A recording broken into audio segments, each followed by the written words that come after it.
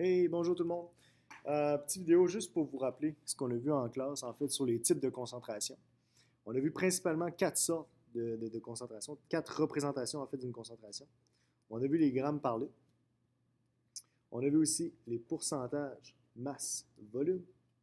On a vu aussi les pourcentages masse, masse. Et pour finir, on a vu les pourcentages volume, volume. Donc, vous n'avez rien à apprendre par cœur là-dedans. C'est simplement tout indiqué ici, ici et ici, tout simplement. Donc, par exemple, si je prends le premier, pourcentage, masse, volume. Bien, lui, c'est pas compliqué. De toute façon, les grammes par litre, je ne le verrai pas avec vous vraiment parce que c'est le nombre de grammes qu'on a dans un litre.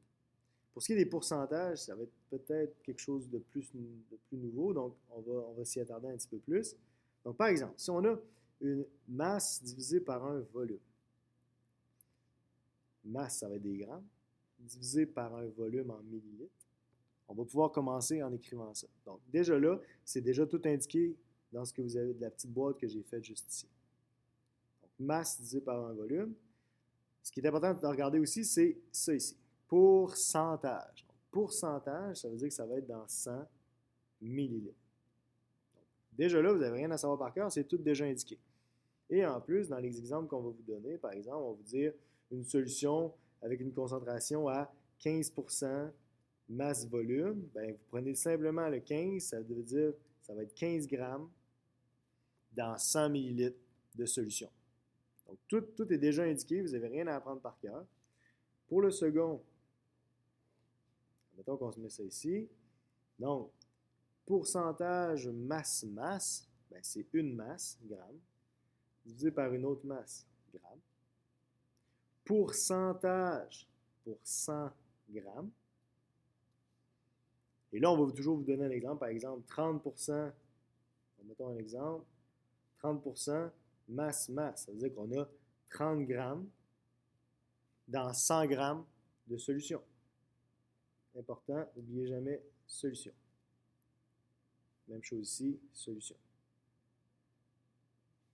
C'est toujours en millilitres de solution ou en grammes de solution. Donc, le dénominateur est toujours par rapport à la solution. Donc, le soluté plus le solvant, c'est notre solution.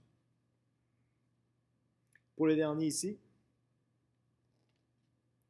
admettons qu'on a un pourcentage volume-volume, ben on sait que ça va être un volume, millilitres, divisé par un volume.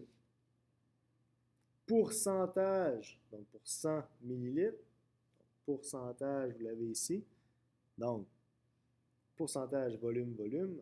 Par exemple, on pourrait vous dire 12% volume-volume. Par exemple, une bouteille qui contient un certain nombre d'alcool, par exemple une bouteille de vin. Donc, si on dit qu'elle a 12% volume-volume, ça veut dire qu'il y a 12 millilitres d'alcool dans 100 millilitres de solution. Donc, c'est pas plus compliqué que ça. Vous avez tout déjà décrit. Donc, vous avez juste à regarder ce que j'ai mis ici. Donc, à chaque fois, vous regardez vos chiffres.